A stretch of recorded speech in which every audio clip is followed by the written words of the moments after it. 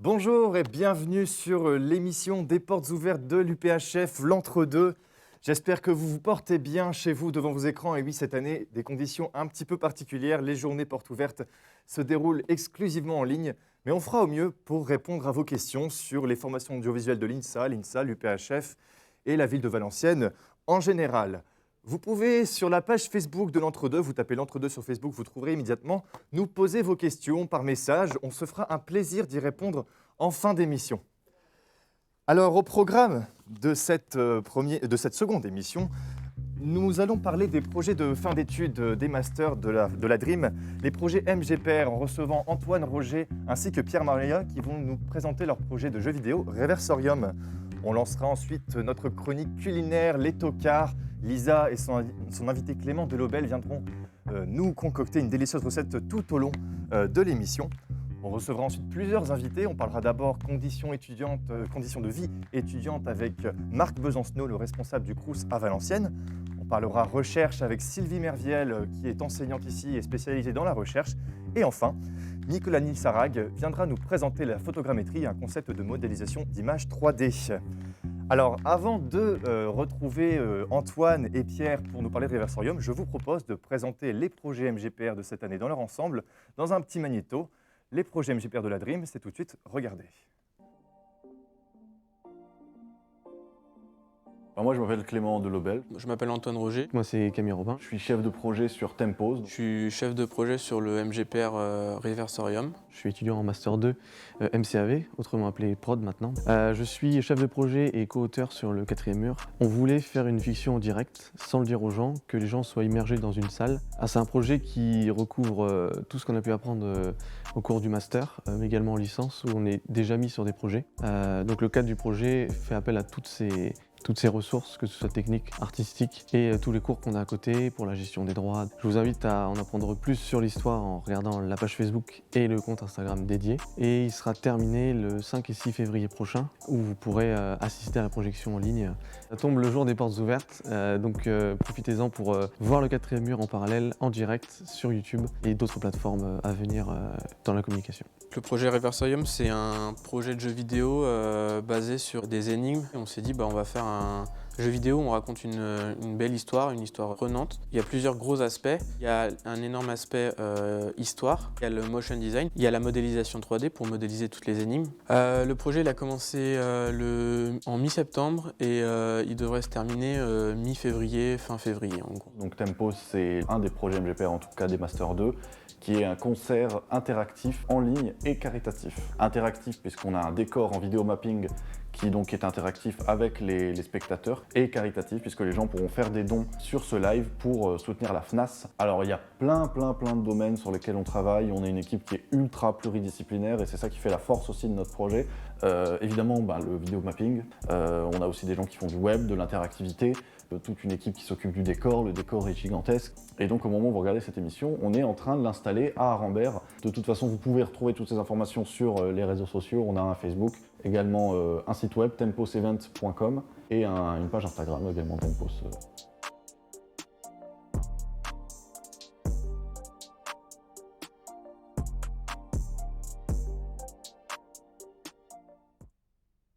Je suis donc avec Antoine Roger et Pierre Maillat. Donc, vous Bonjour. êtes de l'équipe du projet Reversorium, comme on peut le voir sur vos magnifiques t-shirts. Est-ce que ça va? Bonjour. Bonjour. Bonjour. Ouais, Alors, ça est-ce va. que vous pourriez déjà, avant tout, vous présenter à chacun, à nos auditeurs, à nos spectateurs? Alors moi je m'appelle Antoine Roger, je suis un étudiant en Master 2 à la fac de Valenciennes et en audiovisuel. De même, Master 2, trucage des images à Valenciennes. Je m'appelle Pierre Maillat et voilà, tout va bien. D'accord. Donc, vous êtes là pour nous parler du projet MGPR. Alors, on se pose un peu la question, qu'est-ce que c'est MGPR précisément? En quoi ça consiste? Alors le MGPR c'est management et gestion de projets réels. Donc en gros c'est une matière qu'on nous enseigne en Master 2 et en gros elle s'appuie sur notre manière de gérer un projet mais qui est rattaché à une association externe de la fac en fait. Donc en gros on est évalué sur notre manière de gérer un projet où on n'a pas de... On est sans filet en fait, on dépend de nous-mêmes et de... Donc, l'encadrement, il y en a peu, enfin, c'est Il y a- surtout vous en autonomie, quoi, si je comprends Il y bien. a un encadrement réalisé par M. Lobin Mhm. parce que c'est une matière de la fac en gros, mais on est libre de faire ce qu'on souhaite, quoi. C'est juste qu'on est évalué sur la gestion. Et comment, du coup, vous répartissez les projets? Comment vous choisissez les projets en début d'année? Alors, en début d'année, il n'y a pas de sujet proposé à proprement parler. C'est les étudiants qui viennent proposer les trucs. En début d'année, il y a une séance où tout le monde pitch ses idées, s'il en a. Et s'il y a trop d'idées par rapport à ce qu'on peut faire, les étudiants ils votent leur projet préféré, en fait. Et nous, c'est en fait une fusion de 2 projets.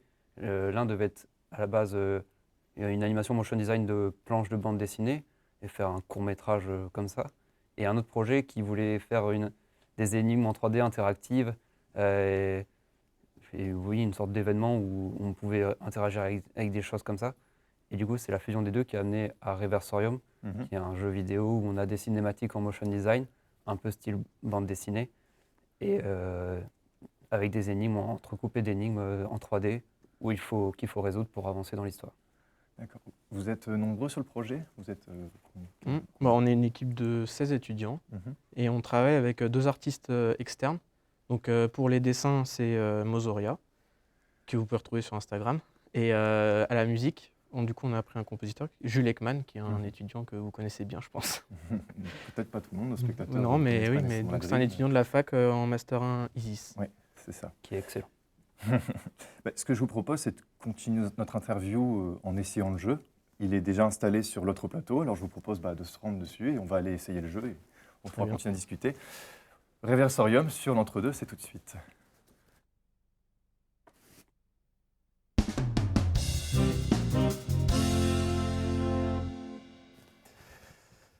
Donc, Reversorium, est-ce que vous pouvez nous expliquer un peu plus précisément le concept du coup, comment on y joue, comment ça marche?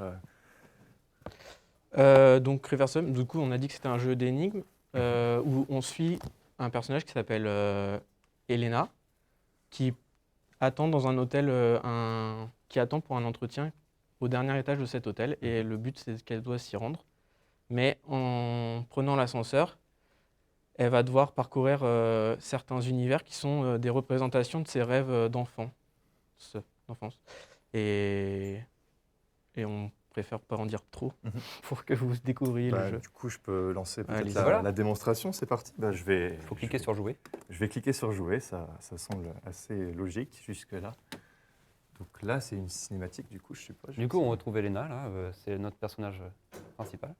Il s'agit d'une démo, du coup, vous n'avez pas tout ce qui est la partie son, mais il faut savoir que du coup, il y a la musique à ce moment-là D'accord. qui est composée par Jules. Et il y a aussi des doublages, on a fait appeler à des doubleurs extérieurs qu'on a enregistrés et pour tout ce qui est dialogue et les personnages surtout principaux. Du coup, là, Elena rencontre Paula, notre réceptionniste, qui l'accueille et qui lui dit que c'est l'heure d'aller à son entretien. Du coup, on peut voir que tout le travail de Mozoria pour les dessins et du motion design pour tout ce qui est animation des personnages. Là, il s'agit du niveau introductif. Là, pour la démo, vous verrez que le premier étage du jeu, il y a eu quelque chose qu'on n'avait pas prévu, qui est pas normal, mais ce sera tout à fait rectifié. Ouais, c'est qu'une bêta du projet. D'accord, hein, donc là, il y mais avait, ouais. Vous en êtes à quel point là dans le projet du coup vous êtes quasiment à la fin? Il sort bientôt. Donc Il sort le bientôt. jeu est prévu pour dans pas longtemps. Mhm. Vous découvrirez ça peut-être un peu plus tard en suivant nos réseaux sociaux. Mhm. D'accord. Mais sinon, oui, le projet est à un stade très avancé et on en est plutôt content. Enfin, personnellement, je suis très satisfait du... Et il sera accessible à tout le monde du coup Il sera disponible sur un site internet Ouais.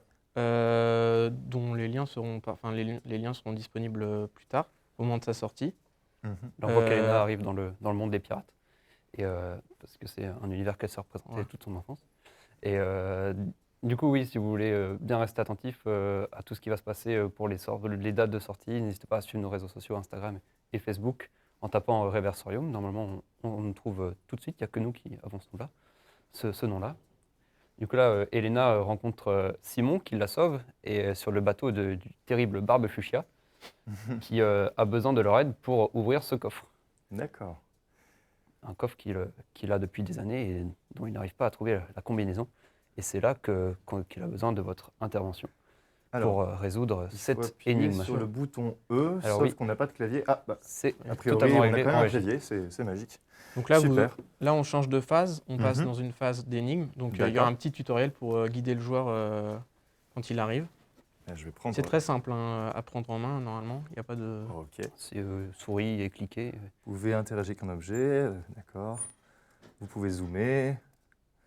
Et vous pouvez demander de l'aide si besoin, d'accord. Alors pas à nous parce qu'on ne sera pas toujours Ouais. là quand vous jouerez chez vous, mais il y a de l'aide inclus dans le jeu avec des petits indices. Ok, il n'y a pas de numéro vert pour appeler au cas où s'il y a un problème. non. Ça n'a pas été mis en place. Pas Ah, dommage. d'assistance... C'est un gros projet, mais pas à ce point-là. Alors, votre inventaire se trouve à droite. Enfin, vous pouvez accéder aux options en haut à droite avec la touche échappe. Bonne chance. Bonne chance. Alors, là, donc, je dois ouvrir le coffre. Le Voilà. coffre de Barbe Fuchsia. Donc, ça Alors. se déplace. Ok. Il y a un petit onglet inventaire dont le pictogramme a été bien travaillé pour l'instant. Provisoire, je suppose. Il s'agit d'une clé. En Alors, effet. Qui dit clé coffre, dit ouvre clé. quelque chose, ouvre une serrure. Une clé, ça peut servir pour ouvrir. Et cette clé, elle a une forme assez particulière pour une... Et comment je m'en sers là, du coup? Il s'agit juste Donc- d'un visuel. Ah, ok, on peut. C'est bon, ça se met. Ah ouais. Ah oui, donc je suppose que là, il faut que je le rentre bien dans la figure. Il mais faut essayer alors, d'étudier donc là- le profil. Tu peux ressortir, tu peux Du remettre mode la clé inventaire. dans l'inventaire si tu veux, Ah, en exact, recliquant oui. dans le... Pour, Et hop, Ah, ok. Je peux bouger, donc je peux refaire la forme. Je vais regarder la forme que ça avait, du coup. Ok, donc il y a ça. Je vais essayer de retenir. Je vais pas y arriver sûrement, mais peut-être que l'émission va durer 2 heures. peut-être que l'émission va durer 40 ans. C'était bien là. Mais je suppose que vous avez la solution au cas où. Bah, il faut tâtonner. Est-ce que j'imagine. c'est un jeu qui est... c'est combien d'heures de jeu environ, du coup Ça dépend des talents de chacun. Ouais. On a prévu que le jeu dure 20 minutes. Après, bon, ça dépend de... Ouais, donc moi, ça va être plus 20 heures, du coup. Dites-nous votre Et- score en commentaire. Combien de temps avez-vous mis? Ouais, parce que là, ok, je crois que j'ai saisi déjà là-bas le bout, là. Il faut que je mette... Non, bah, ça a bougé, en fait. En tout cas, tu as compris le principe. le principe de l'énigme. C'est déjà pas mal. en soi. C'est... Il faut que je mette le grand cercle, là. Il est là. On le voit ici. Ah bah, en fait, je suis quasiment bon. Il faut juste que je tourne là au milieu. Du coup, on a voulu vraiment faire des énigmes propres aux univers, les pirates, le coffre à trésor avec les serrures. Et chaque univers, sachant que les univers ont été dévoilés sur les réseaux sociaux, ont leur propre énigme. Ce sera du coup des énigmes en 3D où on a travaillé. Il y a une équipe 3D qui a travaillé les textures, Oui, ok. la modélisation. Il y a une équipe game design Design. qui a dû étudier comment faire les énigmes en jeu vidéo, tout ce qui est interactivité.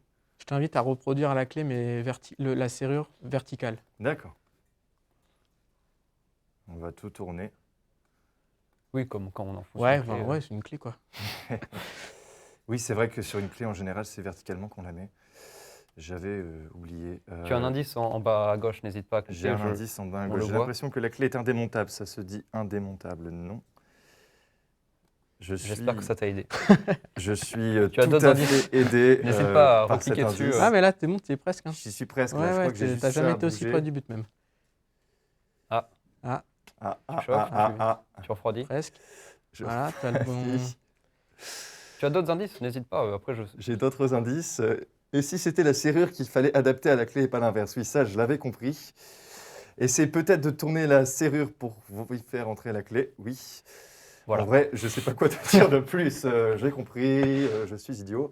Mais Y a non, pas de t'as souci. Non, c'est juste... tout est là. C'est juste que voilà, il me manque Ouais, la non. phase finale. Ah, Non, tourne un peu. il faut savoir que moi, je suis extrêmement rageur sur les jeux. Alors là, je vais peut-être casser l'écran. si ça Pour rager continue là-dessus, comme je ça. pense qu'il faut y aller. Hein, mais... Je me souviens plus de la forme de la clé. là. c'est à ça que ça sert. Ah, voilà, oui. Ok, mais c'est le grand cercle. Mais où est-ce qu'il est, ce grand cercle? Non, moi je l'aurais mis dans l'autre sens pour voir le motif. Pour enfoncer d'abord le. Il faut dire que t'as pas beaucoup de place pour la souris, là, mais... Oui, je suis pas très à l'aise au niveau Oui, de il faut- de il la faut souris. savoir. C'est pas le plus pratique. Bon. Est-ce que quelqu'un veut venir m'aider? Que je le fasse? Après, je me suis lavé les mains juste avant l'émission, donc ça pourrait... Ok, donc comme ça. Ouais. Et là, il faut que je cherche... Pour moi, le deuxième cercle extérieur n'est pas encore bon et tu as le milieu qui est inversé. D'accord. Sans trop t'aider. Et sans trop t'aider, hein, parce qu'après, j'ai pas. Tu veux quitter le jeu, c'est ça? Ça y est, t'en as marre? Non, mais alors. Ah, voilà, c'est celui-ci. Ouais. Exactement. Je vais y arriver. Mais il a disparu. Je crois que je ne suis pas fait pour les jeux vidéo. Hein, Non, mais clairement. c'est sûr que, faut dire, il est mal placé. Ah, mais c'est une énigme, ça peut prendre. Ah, voilà. Voilà. Et là, j'inverse ici. du coup. T'inverses un peu. Je- Ouais. commence à j'inverse avoir, Orium. Mais je suis même sûr que Et C'est celui. pas très droit en bas, ouais. Ouais. Il te manque très encore bien un la petit ligne. élément au-dessus du cercle principal. Et après, t'es bon, je crois. ici, là, je Non. change. Entre les deux. Entre les... Ah, ici, donc, Ouais. comme ça. Non. Bah, je sais pas, regarde la. Comme ça. la clé. Oui, C'est super longtemps. d'accord, j'ai compris. C'est pas lui. Ah, et comme quoi, le jeu est plus dur que. C'est celui-là. En fait, 20 minutes, c'est Presque. peut-être pas assez. Hein. On va dire. Je suis bon là-dessus. Je crois que t'étais bon là-dessus, mais je pense que t'avais encore un. Mais que contient ce maudit coffre? Que contient ce maudit coffre? Eh On se ouais. pose tous la question. Là, Ouais, c'était bon, je crois. Ah, c'était bon ça? Retourne un peu en arrière. Encore? Celui-là? Ouais, là, ça me paraît. Moi, ça me paraît bien, là. Ok. Ouais, pas mal. Et Et là, là je prends la clé. Peut-être il y a Non, le mais dessous, je sais pas, normalement, changer. Normalement, c'est bon. Et comme je disais, Si, c'est bien ça, hein, le truc est dans l'autre sens. Ah ouais, hein, le ton milieu, truc le du milieu est milieu, inversé. hein. on n'a jamais été aussi. Voilà. Voilà. Moi, j'y crois. Non, ça marche pas. Si. Peut-être là. Tu as fait un tour Je crois complet. que tu as fait un tour complet. Ouais. Non, c'est bon. Non, c'est bon. Et il est là. bien placé. Qu'est-ce qui se passe? Ça manquerait plus que. C'est une Ah version non. bêta, hein, on le rappelle. Je crois que ton cercle extérieur n'est pas encore bon. Je- Bon, je vais Parce peut-être, que je vais crois que le peut-être haut et le bas abandonner, ne là, correspondent parce pas. que Je Mais suis pas doué. hein. Je suis désolé. hein. non, Je celui-là fais- était bon. Je fais pas honneur à votre jeu là parce que je suis extrêmement. Celui-là était bon. Hein. C'était celui encore du dessus qui. Ouais, vas-y. Et non. Peut-être pas. Et non. Oh, merde. Ouais. Bon, je crois que c'est bon. tout est parti là. Bon. Il ne reste rien. Allez, il reste plus que le truc en haut là. C'était ça. C'était pas celui-là. C'était celui à gauche. Ah. Voilà. Moi, je valide. Non, mais Et donc il y Non, avait à non, l'intérieur de rien. ce coffre. Qu'est-ce qu'il y avait? Qu'est-ce qu'on y trouvait? On y Ah trouve- bah, un Résoudre élément, l'énigme. un élément qui permet à Elena d'avancer dans l'histoire Ouais. et d'avancer dans l'hôtel D'accord. afin d'aller au dernier étage, d'accéder finalement au dernier étage. Mais il y aura d'autres étages entre deux où Ouais. elle va se retrouver coincée dans des univers. Eh bien, différent. moi, je vous propose peut-être du coup d'abandonner. parce que- D'abandonner. Bah, en tout cas, merci beaucoup Bah, de de rien. nous avoir présenté ce jeu. Est-ce que vous avez des choses à ajouter par rapport au jeu? Quelque chose que vous voudriez dire aux spectateurs? Bien, il sort bientôt. Après, pour avoir la date officielle, on la connaît, mais vous pas encore. Il y a une énigme qui est sortie dernièrement sur nos réseaux sociaux Instagram et Facebook. D'accord. Donc n'hésitez pas à la résoudre. Ça prend pas trop longtemps. C'est marrant à faire. On ne sait pas. Faut juste le faire. Normalement, c'est pas trop long de ça non plus, mais après ça Oui, mais dépend. c'est moi qui suis pas Non, d'accord. mais c'est le direct, Désolé. c'est la Et vous pression. tomberez sur un truc du coup inédit et qu'on vous communiquera officiellement. Si vous voulez pas résoudre l'énigme, attendre une semaine et on vous le communiquera officiellement à la date de sortie et des images du jeu. Super. Bah, merci beaucoup de nous avoir présenté Merci. ce jeu. Merci beaucoup d'être venu Merci sur le plateau de Bah, l'Entre-deux. C'était plaisir. On va maintenant aller voir du côté de Lisa des Tocards avec son invité Clément Delobel. Ils vont nous faire une magnifique recette. Lisa, les Tocards, c'est tout de suite dans l'Entre-deux.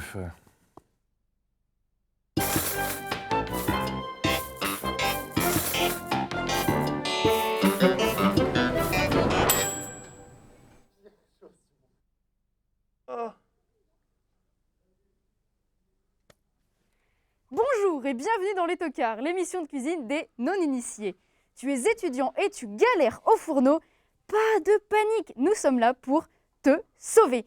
Et comme à chaque émission, nous allons recevoir l'invité du jour que je vous présente tout de suite, Clément Delobel. Hey, bonsoir, ça va bien? Bonjour à toi Clément. Alors dis-moi, aujourd'hui on va cuisiner, voilà, tu es là pour ça. Ouais. Qu'en penses-tu? Quels sont tes pressentiments par rapport à cette recette? On a des pâtes. Et ça, c'est déjà une bonne nouvelle.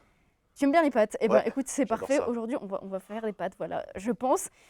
Tu vas découvrir quand même la recette Ah ici oui. pour nous dire des pâtes à quoi, parce que je vois qu'on a plein d'autres ingrédients. Plein d'autres ingrédients, ouais. Avant tout, on va quand même se désinfecter les C'est mains. important. Faites c'est ça chez vous. Important en ce moment, voilà. Hop, je t'en donne un Vas-y. petit peu, on partage. Voilà, c'est parti. Excellent. Alors vas-y J'adore Clément. me désinfecter les mains. C'est vraiment pour ça que je suis venu. Alors, la recette, c'est suspense. une salade de pâtes à la grecque. À la grecque. À la grecque. Tu avec es une déjà faute allé d'orthographe. en Grèce, toi? Jamais. Alors, Jamais. figure-toi que quand j'étais au collège, il devait y avoir un voyage en Grèce et il a été annulé. Oh Donc, là là, j'étais ça, deg. c'est triste. À cause du Voilà. Covid? Ah pas bah du non, tout. non, je suis un peu plus vieux que ça quand même. Bon alors, dis-nous, Donc, à chaque émission, ah on oui, la cuisine avec contrainte. une contrainte, bien sûr. Ça me fait peur. Tu vas nous la dire tout de suite. Il faut cuisiner avec des moufles, ça va être un vrai plaisir. Et voilà, et je vais les sortir tout de suite. Alors, moi, j'ai des moufles parce que j'ai des Excellent. petites mains, et pour les grandes mains, on a Ah, des des maniques. maniques, c'est énorme. Voilà, Je peux alors- les garder pour chez moi, j'en ai pas. Ça, il faudrait voir avec la prod. Hein. C'est deux mains gauches. Eh bien, écoute, c'est la deuxième contrainte, c'est que tu cuisines avec deux mains gauches. Énorme. C'est parfait. Ah, c'est Alors, super. écoute, J'ai hâte en tout cas. on va commencer tout de suite la préparation de la recette. On est là quand même pour ça. Hein. Oui. Alors, en première étape, on doit couper en morceaux la Oh, feta. ça va être La J'ai feta rien qui- que le fait d'ouvrir le paquet de feta avec les gants. La feta. Eh bien, écoute, justement, je vais te Ah laisser bah attends, le j'ai un faire. coutal. Parce que t'as un coutal, parfait. Ah mais attends, il faut absolument qu'on mette un bol. Tiens, envoie les petits bols là-bas, parce que ça va couler partout. Hop, je te les envoie. Ouais, non, on les envoie pas. Ils sont Et bien, les moi, bols en pendant ce céramique temps-là, là. tu fais de la musique, parfait. Je Ouais. vais couper en morceaux la moitié du concombre. Ça, je pense que je peux le faire. Hop, Ouais. avec des gants. Alors, dis-moi, C'est Clément, excellent, ce qui se passe. aujourd'hui, tu étais là pour cuisiner. mais Ouais. Est-ce que tu fais d'autres choses à côté? Parce que peut-être que Jamais, les gens, je ne fais que cuisiner. Ah d'accord, Voilà, tu fais je que ne fais que cuisiner, cuisiner. jamais tu Voilà. n'as pas d'autres projets que les tocards finalement. Si, bien sûr, Ah, c'est bah, c'est tout à fait le Parle-nous cas. de tes projets, Clément, Oui, voyons. alors attends, parce que là j'en ai mis partout. Je suis notamment, j'ai créé Je te vole un couteau. l'année dernière, alors que j'étais en Master 1 à la Dream, j'ai créé une émission qui s'appelle L'étagère. Comme Vous comme pouvez le voir meuble. un artefact ici et un C'est autre là. Ouh, Une émission hebdomadaire qui se tient donc le mercredi après-midi dans les sous-sols de la Dream, donc ici même en fait, hein, finalement, dans un plateau juste à côté. Eh Et, ben. et tout le monde peut y participer, aussi bien pour écrire des chroniques, pour venir s'exprimer, mais aussi pour faire la technique, bien sûr, puisqu'on a enfin, en tout cas, quand on n'est pas en distanciel du fait du Covid, hein, et qu'on peut venir en plateau, on a une vingtaine de techniciens et d'intervenants par semaine qui viennent sur l'émission, donc c'est l'idée, quoi. Et alors Et, dis-nous, du voilà. coup, en distanciel, là, en ce moment, ça a pas lieu? Comment ça se passe? Si, alors ça a mis un peu de temps à se mettre en place après le premier confinement, mais enfin pendant le premier confinement, mais ça a lieu maintenant en distanciel toutes les semaines quasiment, sauf exception. Et donc on le fait en ligne. Donc en fait, tous les présentateurs, les chroniqueurs sont dans leurs appartements bien au chaud chez eux. Et la technique, on est dans un autre appartement, on est deux en général à faire la technique.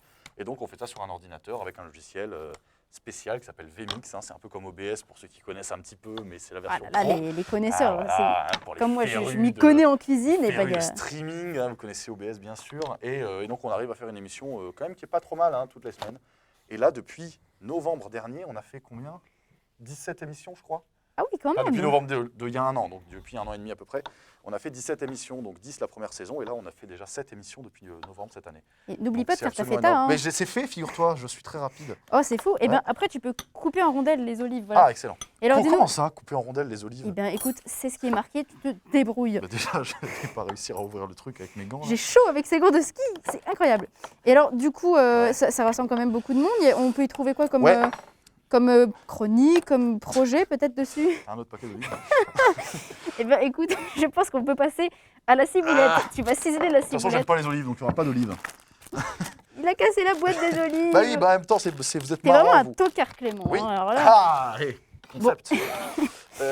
Eh ben, écoute, moi je te propose, ouais, on va on va continuer continuer, la ouais. recette parce que ça commence à être catastrophique. On Ouais, va essayer de c'est réparer déjà- cette boîte d'olives c'est parce que déjà mort, hein. la recette nécessite des olives.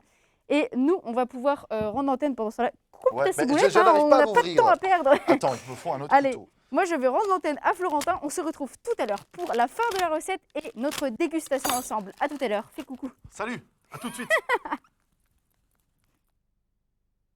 Eh bien, merci les tocards. J'ai hâte de découvrir ce que ça va donner. Je vous propose maintenant de parler un peu plus de vie étudiante. Et qui dit vie étudiante rime aussi avec vie associative. On va découvrir dans un petit magnéto quelques associations. Puis on recevra Monsieur Marc de Besancenot, le responsable du Crous à Valenciennes, pour parler bourse, logement, restauration. Mais tout de suite, les associations de l'UPHF, c'est tout de suite dans l'entre-deux. Regardez.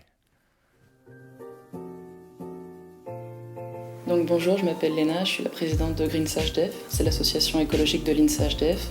Notre but c'est de promouvoir le développement durable auprès de tous les étudiants de l'université et puis de son personnel. Donc on a plusieurs actions qu'on a faites dans le passé et qu'on va continuer dans le futur dès qu'on aura l'autorisation. Par exemple, la réparation et la location de vélos auprès des étudiants et du personnel. On a 2 potagers collaboratifs avec une autre association, Pot à Mousse. Et puis on propose aussi une vente de paniers de fruits et légumes produits à Orchy. Plus ponctuellement, on va faire des grandes actions comme par exemple le World Cleanup Day qui est début septembre. Et on va aussi avoir des ciné-débats dès qu'on peut les faire. Donc toutes ces actions, elles ont été faites dans le passé et vont sans doute être faites vont certainement être faites dans le futur aussi. Et puis après, on n'attend que de nouveaux membres pour nous proposer de nouvelles idées. Donc si jamais ça vous intéresse de rejoindre l'association, vous pouvez nous trouver sur Facebook, GreenSageDef. Merci, à bientôt. Bonjour à tous, je suis Mondine Audin, la présidente de Ramdam. Ramdam, c'est la radio étudiante de Valenciennes qui a été créée par des étudiants il y a bientôt 11 ans. Donc c'est des étudiants désireux de s'investir dans le monde associatif et faire des activités qui les intéressent. Donc ici la musique, l'audiovisuel. Donc vous pouvez voir ici la table avec où on reçoit les invités et le présentateur, et juste ici la technique où on gère le gain de chacun et la diffusion de l'émission. Vous pouvez nous écouter au 91.8 FM sur le Valenciennois, et sinon en passant par internet sur ramdam.fm. On essaie de proposer un panel varié d'émissions, par exemple des émissions sur l'écologie, des émissions sur le hip-hop, des émissions pour présenter d'autres associations. Plus récemment, une émission sur le théâtre, En attendant les planches. On couvre aussi les événements de certains de nos partenaires, par exemple le Festival de Valenciennes. Il y a aussi le Festival des Agités du Mélange, le Salon de la BD et le Cabaret des Curiosités, en partenariat avec le Phénix.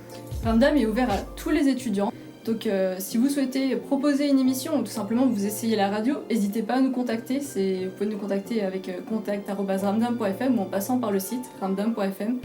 On est ouvert à tous, on mord pas, venez nous voir. Donc moi c'est Sacha Baril, je suis une L3. On a créé une association cette année qui s'appelle l'Escabeau, et le principe de cette association c'est de promouvoir et de soutenir tous les projets artistiques, aussi bien audiovisuels que autres, du Valenciennois. Du coup c'est ça, c'est pour aider financièrement déjà, parce qu'on peut, comme on est une asso, on peut avoir des subventions, et aussi pour pouvoir aider pour l'organisation, pour trouver d'autres personnes, pour pouvoir créer un réseau. Et pour le moment on a déjà plusieurs projets en cours, comme l'association vient tout juste d'être créée, elle a été créée en octobre. On n'a pas encore de projet qui ont fini d'être réalisés, mais on a une pièce de théâtre qui va du coup se faire sous la forme d'une fiction audio, parce qu'on ne peut pas la mettre sur scène à cause du Covid. Donc elle sera diffusée sur la radio Ramdam. On a aussi 2 autres courts-métrages, possiblement une fiction audio et encore un autre court-métrage. Vous pouvez nous contacter sur Facebook. On a une page Facebook qui s'appelle l'Escabeau, et l'Escabeau ça s'écrit avec un O à la fin, A-E-A-U. Bonjour à tous, moi c'est Clément Delobel, je suis étudiant et là mon projet principal depuis plus d'1 an maintenant c'est l'étagère, donc une émission télé hebdomadaire qu'on fait tous les mercredis ici au plateau ou quand on est confiné en distanciel depuis nos appartements. Donc c'est une émission qui parle d'un petit peu tout. On a une chronique de cinéma, on a une chronique de cuisine, on a une chronique culturelle. Ils peuvent aussi venir faire la technique de l'émission, même les premières années qui n'ont pas forcément déjà eu les cours de technique peuvent venir se former pour faire l'émission. Ça fait donc plus d'1 an qu'on fait ça et on a fait l'année dernière 10 émissions et cette année c'est la 7e émission là qu'on a fait récemment. C'est donc en direct le mercredi à 20h sur YouTube, donc vous retrouverez sur YouTube l'étagère, vous retrouverez facilement. On peut aussi nous retrouver sur les réseaux sociaux, donc sur Facebook et sur Instagram @l'étagère-tv. Donc il y a plus d'une centaine d'étudiants qui ont été impliqués jusqu'à maintenant sur le projet et j'ai bien l'intention que ça continue les années qui vont suivre, donc rejoignez l'étagère.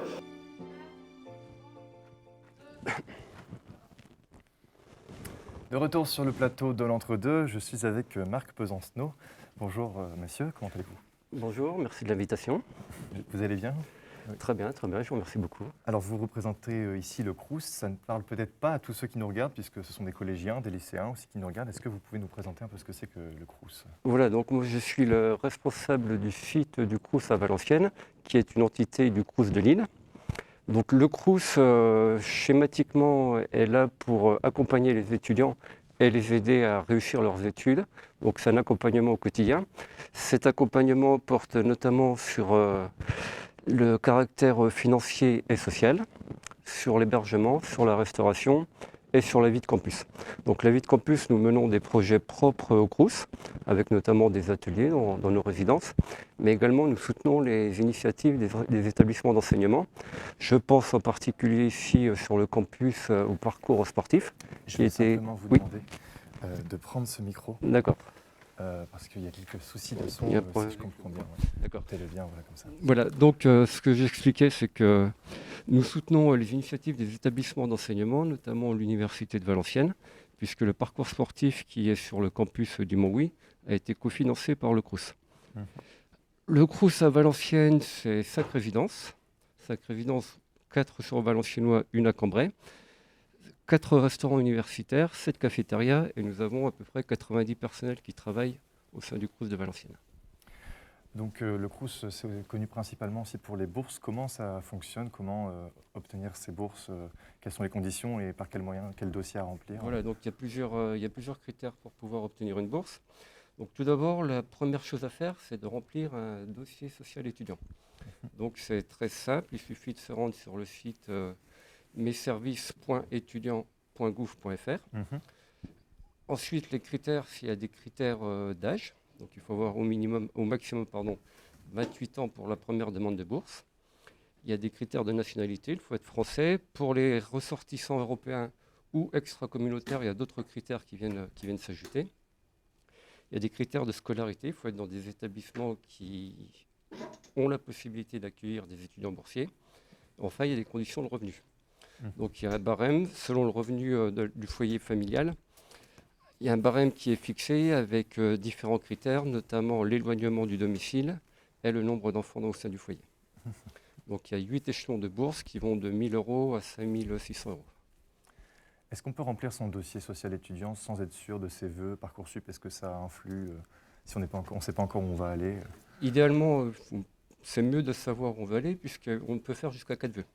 C'est 4 vœux au maximum, sachant que si finalement on opte pour une formation autre que celle qui avait été choisie initialement, on peut toujours envoyer son certificat de scolarité une fois qu'on est inscrit dans un autre établissement. Donc, ce n'est pas nécessaire de savoir où on veut aller quand on remplit le dossier social étudiant, mais on a cette possibilité de 4 vœux et de revenir dessus. Le dossier social étudiant, on peut le remplir jusqu'au 15 mai. Donc là, actuellement, c'est ouvert, on peut le faire en ligne. C'est jusqu'au 15 mai. J'insiste assez fortement sur le fait qu'il faut plutôt s'y prendre en avance parce qu'il peut y avoir du retard. Et s'il y a du retard, il y aura du retard également dans les versements des bourses par la suite. D'accord. Vous avez évoqué les logements tout à l'heure. Comment ça s'organise? Quels sont les services proposés aux étudiants dans ces logements? Voilà, donc nous avons 5 résidences. Une à Cambrai, 2 sur le campus de Mont-Louis, de chaque côté du campus, une autre en Aulnoy-les-Valenciennes qui est à peu près 1 km du campus à Mont-Louis, et une à proximité des tertiales. Les logements sont tous équipés avec des douches, des toilettes, et une particularité à la résidence Mousseron, c'est que certains logements n'ont pas de cuisine individuelle. Ce sont des cuisines collectives. Donc là, bien faire attention quand on choisit son logement, si on souhaite avoir une cuisine individuelle ou collective. Tous nos logements peuvent bénéficier, tous nos locataires peuvent bénéficier des allocations logement. Donc là, il faut faire une demande sur la CAF, auprès de la CAF, donc caf.fr. D'accord. Et donc la restauration, justement, vous proposez aussi donc, un service de restauration accessible à tous les étudiants. Comment fonctionne le paiement? Comment fonctionne Alors, le moyen le plus simple pour payer dans nos restaurants, c'est Easly. Easly, donc, c'est en ligne, on peut créer un compte, c'est très simple. Il suffit d'avoir une adresse mail, par exemple, @uphf.fr. On demande un mot de passe, on a un mot de passe provisoire, on crée son compte et on peut payer avec sa carte étudiante ou tout simplement avec son smartphone. Il suffit de passer un QR code à la caisse. Sachant que c'est accepté dans nos restaurants et dans nos cafétérias, puisque nous avons également 7 cafétérias au sein du Valenciennois. Et avec une carte étudiant, est-ce que je peux manger dans un rue ailleurs qu'à Valenciennes ou Oui, bien sûr. Donc les étudiants sont admis dans tous les restaurants universitaires de France. D'accord. Donc on peut payer avec Easly. Easly est une application nationale, ce n'est pas propre au Crous de Lille. Donc les étudiants peuvent aller, notamment ceux qui sont en stage, qui sont souvent concernés, qui font des stages dans d'autres villes, ils peuvent tout à fait aller manger dans les restaurants universitaires. D'ailleurs, il y a eu une mise à jour au niveau des tarifs qui ont été faits récemment. Voilà, donc les tarifs, il y a eu beaucoup d'évolutions ces derniers mois. Initialement, le tarif était de 3,30 € par repas. À la rentrée, il y a eu le tarif à 1 € uniquement pour les étudiants boursiers. Et depuis quelques semaines, le tarif d'1 € s'applique à tous les étudiants. Donc pour l'instant, c'est annoncé comme une mesure provisoire, donc on ne sait pas jusqu'à quand elle sera appliquée. Mais effectivement, il y a ce tarif à 1 €. Et il y a même la gratuité de 100 repas pour les étudiants qui sont boursiers échelon 4 à 7, donc les niveaux de bourse les plus importants, qui peuvent bénéficier de 100 repas gratuits durant l'année universitaire. C'est suite à une convention entre le Crous de Lille et le Conseil régional. Ça, c'est pratique. Et justement, là, on parlait du coup des conditions actuellement. Comment vous vous organisez pour réagir à ça? Qu'est-ce que vous mettez en place, en plus du coup de ces mesures de tarifs qui sont déjà très Alors, aidantes? dans nos restaurants, effectivement, nous avons dû nous adapter à plusieurs protocoles depuis un an, puisque dans un premier temps, les restaurants étaient fermés lors du premier confinement. Ensuite, nous avons pu rouvrir en vente à emporter. Ensuite, à la rentrée, c'était de la vente sur place, consommation sur place. Et depuis le deuxième confinement, c'est de la vente emportée. Donc tous ces protocoles, on les applique strictement tels qu'ils nous sont donnés par les pouvoirs publics. Un nouveau protocole est sorti hier. Donc on va mettre en application dans les prochains jours. Ça va être un mix entre de la vente emportée et de la consommation sur place. D'accord. Donc ce sera très limité parce qu'il y aura vraiment une distanciation assez importante à maintenir. Mais quelques étudiants pourront manger dans nos restaurants d'ici quelques jours. Pas dès lundi, mais dans les prochains jours. D'accord. Comment vous contactez le Crous si on a d'autres questions à poser? Où est-ce qu'on vous retrouve? Le plus simple, c'est d'aller sur messervices.etudiant.gouv.fr où vous avez l'ensemble des informations. Vous avez également une foire aux questions qui répond à la plupart des interrogations des étudiants et la possibilité d'envoyer un mail pour poser une question spécifique. Sinon, bien sûr, au sein de nos résidences, vous pouvez vous présenter, on peut vous donner toutes les indications dont vous avez besoin. D'accord. Mais il est très simple de nous contacter avec le service messervices.etudiant.fr. Est-ce que vous avez quelque chose peut-être à ajouter pour ceux qui nous regardent Non, simplement de bien faire attention au délai pour le dossier social étudiant. Donc le dossier de bourse, c'est bien jusqu'au 15 mai au plus tard. Et les demandes de logement, ce sera au mois de juin, mai-juin. Donc jusqu'au 22 juin. Et surtout bien suivre ces boîtes mail puisque les communications se font ensuite par mail. D'accord. Bien, merci beaucoup d'avoir accepté de venir nous parler de tout ça, d'avoir accepté de venir sur notre plateau. Je vous remercie. Bonne fin de journée à vous. Merci, bonne continuation. On a parlé des projets de fin d'études tout à l'heure en début d'émission, les projets MGPR. Je vous propose de continuer à découvrir les différents projets à la Dream avec ceux du Master ISIS, ingénierie système image et son. Je vous propose de découvrir ça en images, les projets ISIS sur l'entre-deux. Ah, vous êtes là. Bonjour, je m'appelle Bastien et je suis étudiant en première année de master en ingénierie des systèmes image et son. Et si je suis là aujourd'hui, c'est pour vous parler de notre projet à Martial, Donovan et moi-même qui porte sur l'intelligence artificielle et plus particulièrement sur le transfert de style assisté par réseau de neurones. Alors, vous ne savez peut-être pas à quoi ça correspond, ce qui est normal, vous n'êtes pas étudiant dans le domaine, en tout cas pour l'instant. Pour faire simple, il s'agit tout simplement d'extraire le style d'une image et de l'appliquer à une deuxième. Imaginons que nous voulions extraire le style d'un tableau, de Van Gogh par exemple, pour l'appliquer à une photo de vous, et bien le résultat, suite à l'algorithme que nous utilisons, serait juste une photo de vous dans le style de Van Gogh.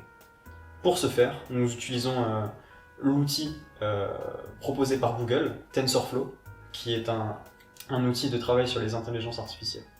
Donc le but du jeu, c'est de fusionner deux images tout en minimisant la perte de contenu de l'une et la perte de style de l'autre. Tout cela va se transposer dans un algorithme de deep learning, aussi appelé Neural Style Transfer. Cet algorithme, on le retrouve dans pas mal d'applications, comme avec Prisma ou Deep Dream Generator, mais aussi avec le moteur de jeu Unity, où l'on voit cet algorithme appliqué en temps réel aux images. Et alors concrètement, on en est où nous? Allons voir tout ça.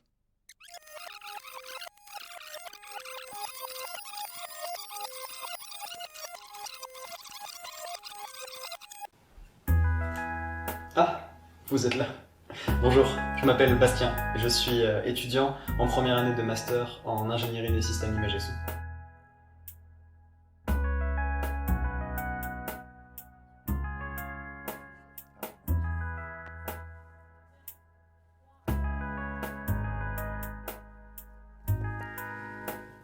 De retour sur le plateau, je suis en compagnie de Sylvie Merviel, avec qui nous allons parler notamment de la recherche à Dream et en audiovisuel.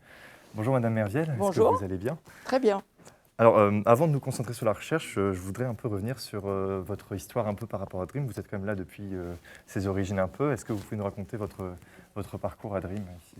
Oui, tout à fait. Donc, moi, je suis ingénieur de formation centrale, donc ingénieur généraliste. J'étais programmée pour aller dans l'industrie, sauf que j'ai toujours eu une activité artistique, musicale notamment. Et lorsque j'ai été diplômée, théoriquement, je devais rentrer à l'IRCAM, l'Institut de recherche et de coordination acoustique musique. Et puis, ça ne s'est pas fait, c'était 81, il y avait des problèmes politiques, bref, je passe là-dessus. J'ai atterri à l'Université de Valenciennes. Il se trouve qu'il y avait un département audiovisuel. Et on m'a dit, oh, bah, vous qui faites un peu dans l'art, là, vous devriez y aller. Je ne connaissais absolument rien à l'image.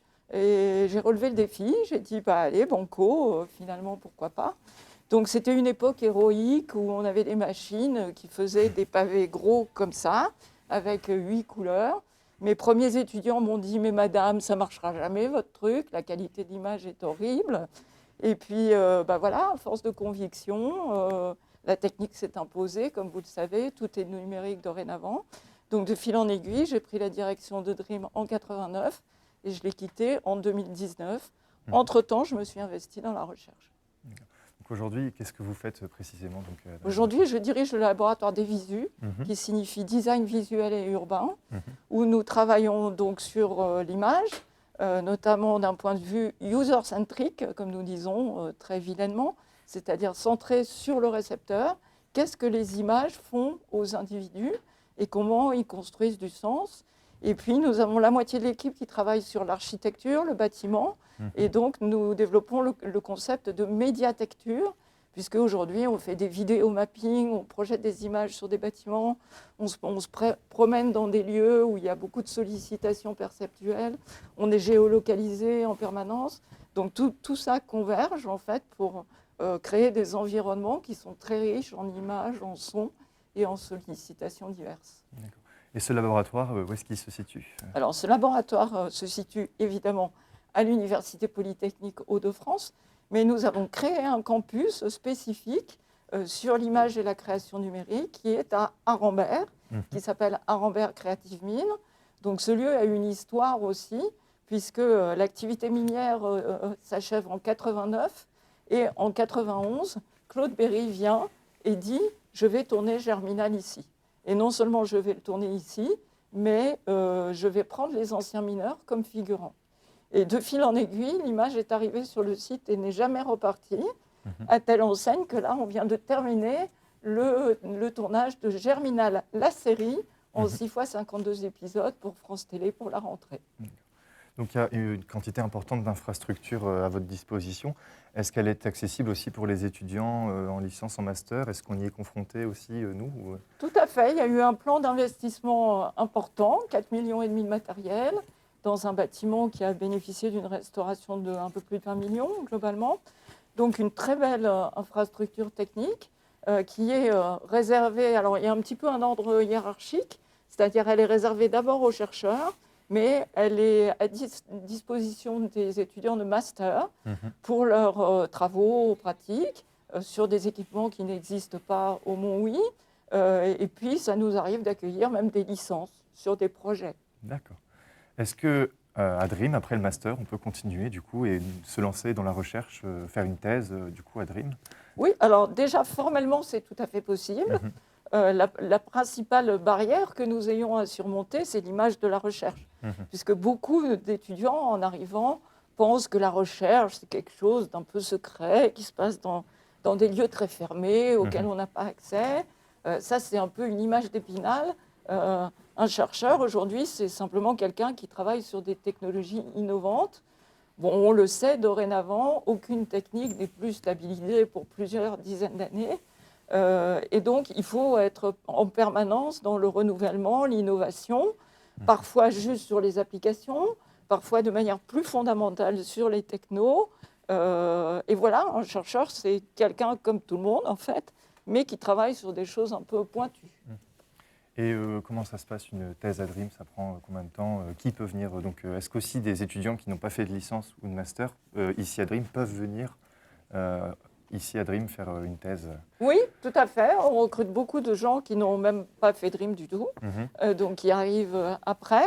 Des profils étrangers notamment, hein, puisqu'un laboratoire est bien sûr international par vocation. En fait, il faut une très grande autonomie, une capacité à intégrer en fait, la façon de penser de la recherche qui est quand même construite sur la rigueur et sur la preuve scientifique. Donc à ce titre-là, j'assure moi-même des cours d'initiation à la recherche en Master 2. Et puis, ceux qui ont envie de continuer peuvent déjà convertir leur stage de Master 2 en recherche. Au lieu d'aller dans une entreprise, on vient au laboratoire. Et puis, si ça se passe bien, on peut continuer en thèse. Et la thèse, ensuite, c'est 3 années où on est salarié. C'est-à-dire qu'en fait, on a une rémunération déjà. On est considéré comme un professionnel. D'accord. Merci beaucoup de nous avoir parlé de tout ça. Merci beaucoup d'être venu sur le plateau. C'est moi qui vous remercie de m'avoir invité. Avec plaisir. Je vous propose maintenant de découvrir un aspect bien particulier de l'audiovisuel. Monsieur Nicolas Lissarag, enseignant ici aussi, va nous présenter la photogrammétrie tout de suite dans l'entre-deux.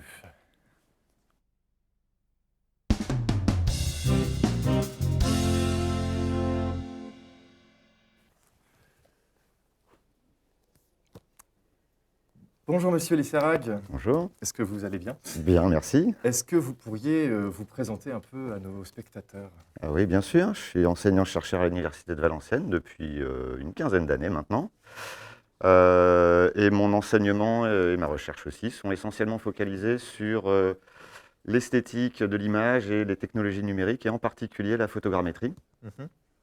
Que j'enseigne à la fois dans les masters truquistes, par exemple, trucage image-son, dans le master image-son et histoire, puisque c'est aussi quelque chose qui est beaucoup utilisé par les historiens et les archéologues, dans le parcours scène d'image numérique, et puis je l'enseigne également à l'extérieur de l'université, à Supinfocom ou à Supinfogame, par exemple. D'accord. Donc, qu'est-ce que c'est la photogrammétrie? Je crois que vous avez quelques images à nous montrer, peut-être? Oui, absolument. On en voit une derrière moi qui est une vidéo. Alors ça, c'est pas fait par moi parce que c'est une ville d'un pays de l'Est qui a été numérisée intégralement par photogrammétrie. On voit tous les petits points blancs qui correspondent en fait au point de vue des appareils qui ont servi à faire les photos. Donc une partie a été faite par drone, parce qu'on voit qu'elles sont un peu en l'air. C'est un projet absolument énorme, hein, puisque c'est un projet qui regroupe 100 000 photos. Et à partir de ces 100 000 photos, il a été possible de numériser non seulement la ville complète qu'on peut voir ici, mais également les sous-sols, puisque c'est une ancienne ville qui possède des mines d'or. Et on voit en dessous, on peut le voir sur des parties ici par exemple, on voit les veines qui sont sous la ville. Ah oui, carrément. Et qui permettent d'avoir une vraie visualisation en 3 dimensions complète de la ville et de ses souterrains. D'accord. Et ça prend combien de temps à peu près de modéliser tout ça, à votre avis? Alors, c'est un intérêt de la photogrammétrie, c'est qu'on ne le modélise pas à proprement parler, on le fait modéliser par un logiciel qui récupère toutes les photos et qui, à partir de ces photos, va être capable de refaire une représentation 3D de l'ensemble. Alors, 100 000 photos, évidemment, ça ne se fait pas en un claquement de doigts, là, il y a quelques jours de calcul pour arriver à ce résultat-là, mais qui est de toute façon beaucoup, beaucoup plus rapide que s'il avait fallu le faire à la main. D'accord. Ici aussi, on peut voir un objet fabriqué par la photogrammétrie. Ouais.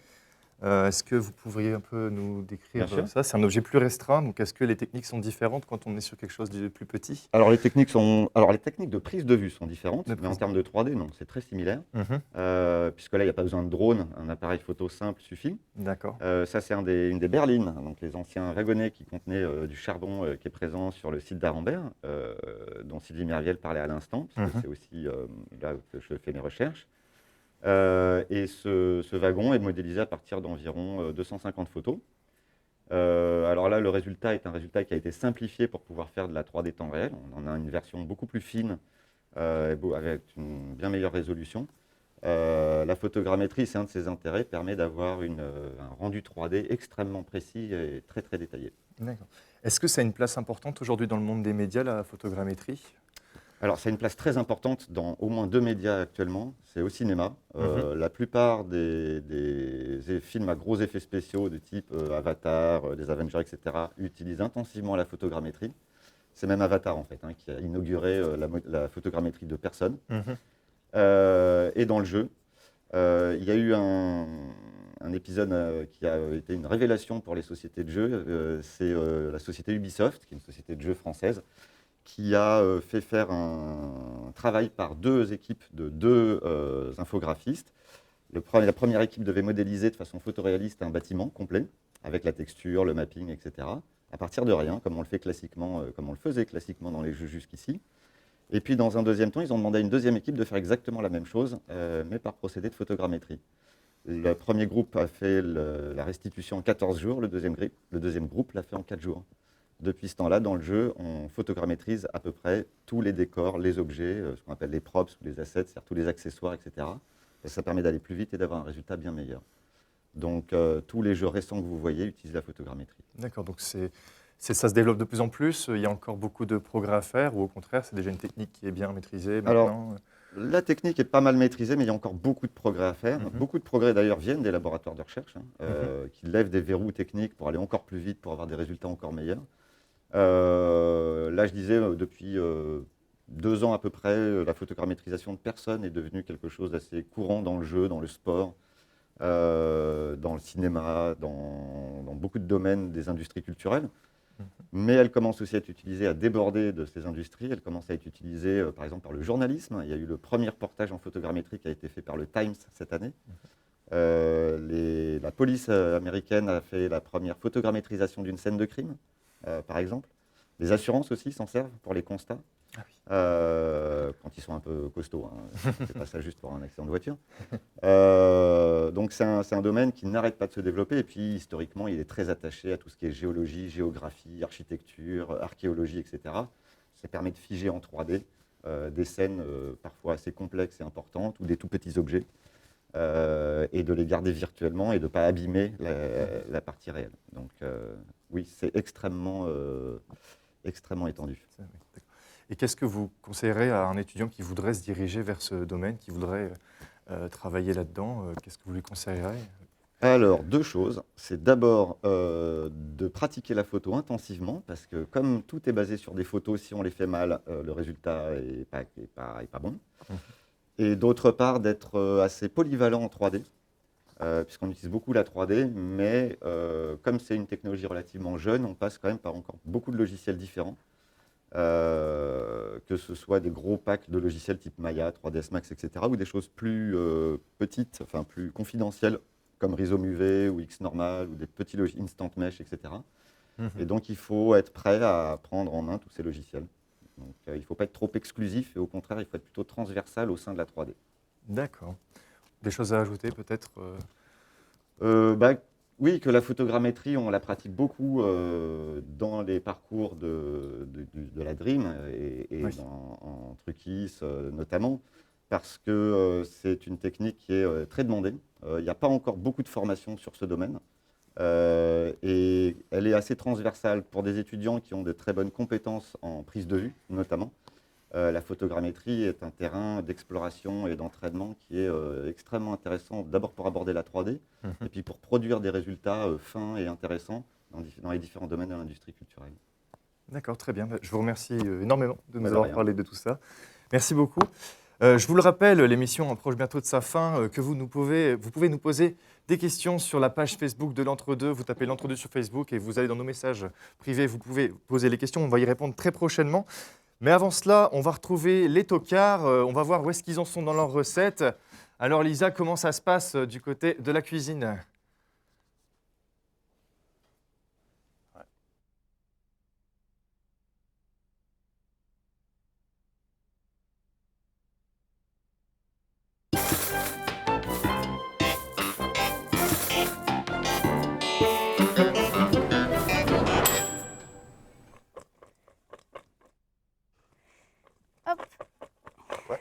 Alors, Eh bien, écoute, nous, de notre côté, tout se passe bien. On a bientôt terminé. On n'a plus qu'à mélanger tous nos ingrédients exactement. préparés. Donc, on a des pâtes, hein, on vous rappelle un petit peu les ingrédients au passage, des pâtes, Ensuite, normalement, on doit mélanger la feta. Ah, la Hop. feta, bah, elle est là, tiens. Voilà, je mets la feta. Cuillère, éventuellement, un peu.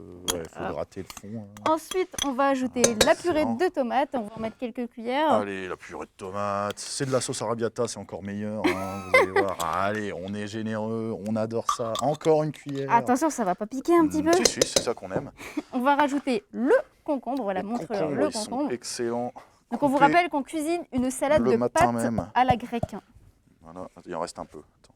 On va rajouter de la ciboulette, de De la l'huile d'olive, ciboulette cueillie le matin même. vinaigre balsamique. Excellent.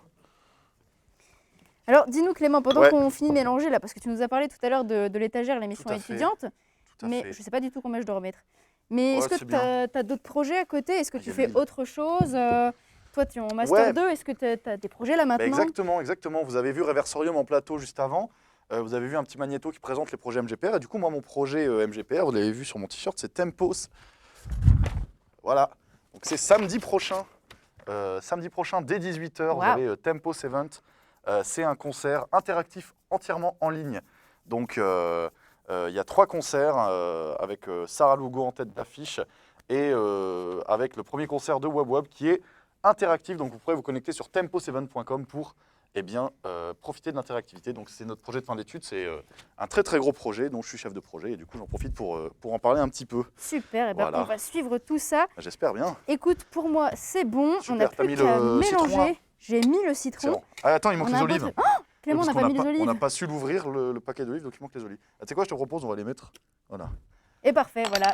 Nous avons une belle salade de pâtes Attends, faut à mélanger mélanger. mieux, faut mélanger mieux que ça. Est-ce qu'on va mélanger vraiment avec les Oui. olives? Voilà. Bon, bah voilà. Et ben écoute, nous, je pense qu'on a terminé. On va pouvoir Moi, j'ai envie de goûter. Hein, en vrai. Ça a goûter l'air tout bon. ça. Tu vas vouloir goûter. On va goûter Ouais, après on va parce goûter que après, ouais. avec les masques, il va falloir qu'on se sépare. distancifie, tu vois. Exactement. Ça a Ah là l'air là. bon, hein, On franchement. prépare le repas pour l'équipe technique, hein, il faut le savoir. Vous allez manger après. Ah, non, mais voilà, il y a, voilà, et on puis, fait un il y a petit de quoi coucou, nourrir là. un régiment, là. Hein, franchement. L'audiovisuel, ça a du bon. Vous pouvez manger les recettes préparées par les tocards après les émissions. Venez, vraiment. Voyez ce que vous ratez là? Ah, bah Hop. là, des bonnes pâtes. Hein, là, Accourez franchement. chez nous, c'est ça que vous allez pouvoir manger. Alors écoutez, maintenant on va pouvoir vous dire au revoir. Hein. Retrouvez-nous sur YouTube pour suivre notre travail tout au long de l'année. On peut faire un petit coucou aux étudiants, aux futurs étudiants et leur souhaiter beaucoup de courage. Au revoir tout le monde. À bientôt, à samedi prochain. Eh ben, je sens qu'on va bien manger ce soir. Merci, bravo les tocards. Alors, tout au long de l'émission, vous nous avez posé des questions. Il est temps d'y répondre. J'accueille Antoine Boudard qui a fait une petite sélection et qui va nous répondre à ces questions. Et oui, ben, du coup, en cette petite après-midi, 2 petites questions. Donc la première, quels sont les débouchés professionnels qui peuvent être espérés après avoir fait une formation à Dream? Et donc du coup, les débouchés sont très variés puisque la formation est très polyvalente. Donc on peut surtout travailler dans le secteur de la télévision, mais c'est aussi ouvert au cinéma et au monde événementiel. Donc on pense à tous les métiers comme réalisateur, comme cadreur. On est aussi ouvert au monde de la post-production. Je pense aux effets visuels, le master spécialisé dans la post-production qui ouvre à ce genre de métier. Et il y a aussi quelques étudiants qui s'intéressent donc à l'événementiel, tout ce qui est concert et live. Il y a de quoi faire. Hein. Voilà, il y a plein de quoi faire. possibilités de déboucher. Voilà. Et la deuxième question que je vais aborder donc, cet après-midi, c'est comment se loger à Valenciennes. Donc on y a déjà répondu un petit peu tout à l'heure. Donc il y a soit les logements Crous, les appartements qui sont disponibles à côté de l'université si on est boursier, qui sont assez avantageux financièrement parlant. Ou sinon on peut aussi se loger dans des logements privés en centre-ville de Valenciennes, ce qui permet aussi d'être plus près de la vie nocturne et de la fête à Valenciennes. Eh bien, merci beaucoup Antoine, merci pour toutes ces questions. Merci à vous d'avoir suivi cette émission.